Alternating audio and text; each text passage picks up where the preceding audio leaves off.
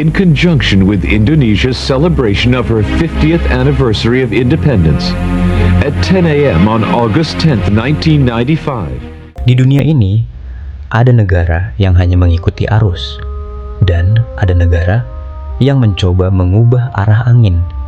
Indonesia pernah mencoba menjadi yang kedua, bukan di darat, bukan di laut, tapi di langit. Sebuah mimpi besar yang bahkan terdengar mustahil, membangun pesawat terbang sendiri.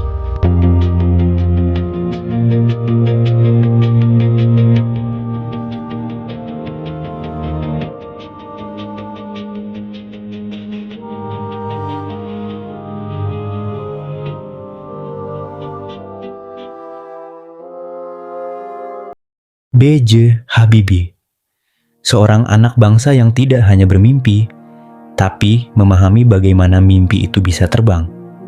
Sejak muda, Habibie telah menempuh jalan yang tidak biasa. Ia belajar di Jerman, pusat teknologi dunia saat itu. Di sana, ia tidak sekadar menjadi mahasiswa biasa. Ia menembus batas. Teori yang ia kembangkan tentang retakan pada struktur pesawat mengubah cara dunia memahami keamanan penerbangan. Namanya mulai dikenal.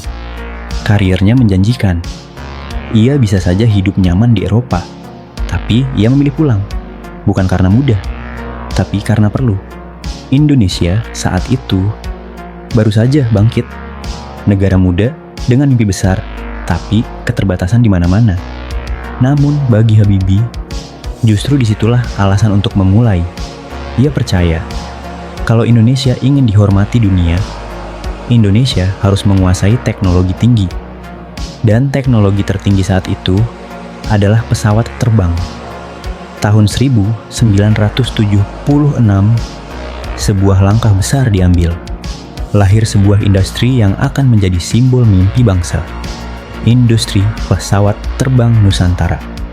Sebuah perusahaan negara dengan tujuan yang tidak main-main, membuat pesawat. Bukan sekadar membeli, bukan sekadar merakit, tapi menciptakan. Awalnya, Indonesia belajar mengambil lisensi dari luar negeri, merakit pesawat, memahami setiap detailnya, dari sayap hingga mesin, dari sistem kontrol hingga struktur rangka. Setiap baut adalah pelajaran, setiap kegagalan adalah pengalaman, dan perlahan Indonesia mulai berdiri. Namun, Habibie tahu, belajar saja tidak cukup. Indonesia tidak boleh selamanya berada di belakang. Indonesia harus melompat. Dan lompatan itu akhirnya datang. Sebuah proyek ambisius dimulai. Sebuah pesawat yang sepenuhnya dirancang oleh anak bangsa. Sebuah simbol keberanian. Namanya N250 Gatot-Kaca. Pesawat ini bukan sekadar pesawat biasa. Ia adalah bukti bahwa Indonesia mampu menggunakan teknologi fly-by-wire yang bahkan saat itu belum umum digunakan. Sistem digital yang menggantikan kontrol mekanis, memberikan stabilitas, efisiensi, dan kecanggihan. Ini bukan proyek kecil. Ini adalah pernyataan bahwa Indonesia siap bersaing. Tanggal 10 Agustus 1995, sejarah ditulis. Langit Indonesia menjadi saksi ketika N250 lepas landas untuk pertama kalinya. Detik itu, bukan hanya pesawat yang terbang, tapi harapan. Ribuan orang menyaksikan dengan bangga, dengan haru, dan mungkin dengan air mata. Karena untuk pertama kalinya, Indonesia tidak hanya menjadi pasar teknologi. Indonesia menjadi pencipta. Dunia mulai melirik, banyak yang terkejut. Bagaimana mungkin negara berkembang mampu menciptakan pesawat sekompleks ini? Namun, Indonesia telah membuktikan. Ini bukan kebetulan. Ini hasil dari visi, kerja keras, dan keberanian.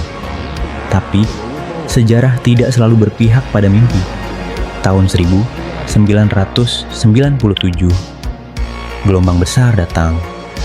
Krisis finansial Asia 1997 sampai 1998 menghantam. nilai mata uang jatuh, ekonomi goyah. Indonesia berada di titik kritis. Dalam situasi itu, pemerintah harus membuat pilihan sulit, dan salah satu yang paling menyakitkan adalah menghentikan proyek pesawat nasional. N250 yang hampir siap terbang lebih jauh harus berhenti. Bukan karena gagal, tapi karena keadaan.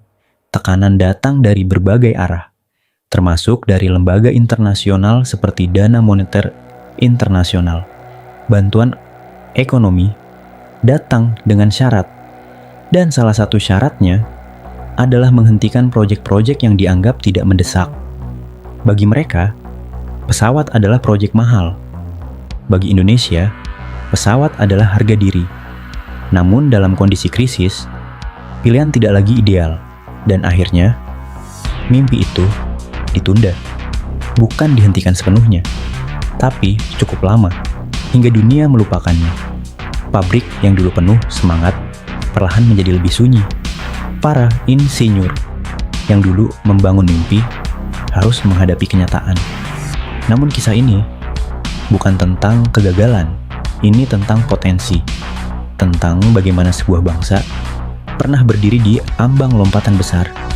Hari ini, PT Dirgantara Indonesia masih ada, masih berkarya, masih membuat pesawat seperti CN235 dan NC212, masih berkontribusi, meski tidak lagi menjadi pusat perhatian dunia.